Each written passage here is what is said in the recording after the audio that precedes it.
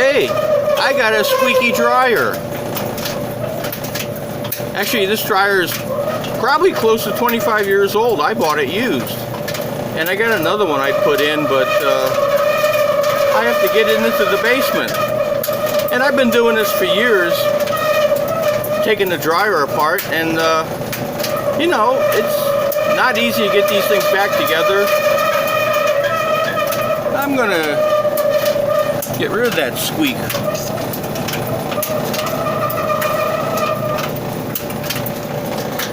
Ah, squeak gone.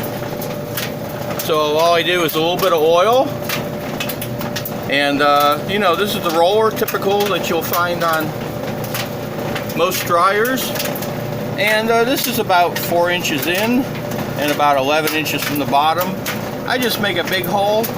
I don't have any kids, and this is up against the cabinet, so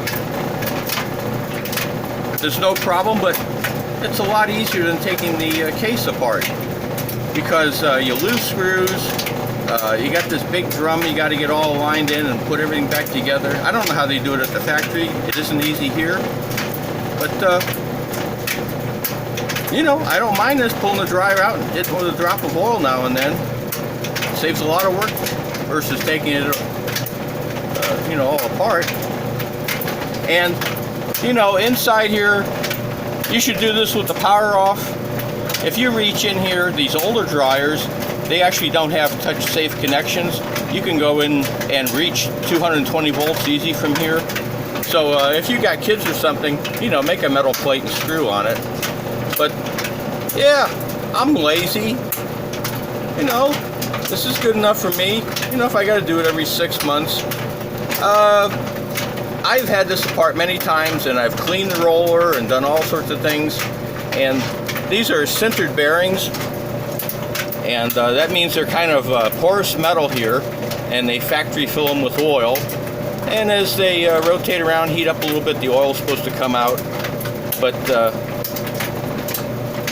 once they get bad, you just can't put the oil back in.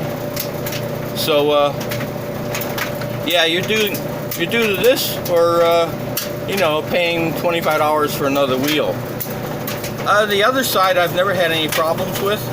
You know, I used to lube it up when I took the other one apart, but anyway, that's my idea. And you know, clean out your dryer filter.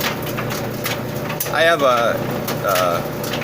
an air compressor with a, you know, a long nozzle on it, and I can get in there and I can blow things around, and then you turn on the dryer and you can blow it out.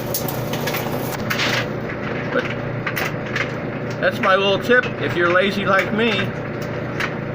And like I said, I got another dryer, but it's a hell of a job getting it down here in the basement. So I keep running this one. 25 years. That's pretty good payoff. Thanks for watching. Hope this helps.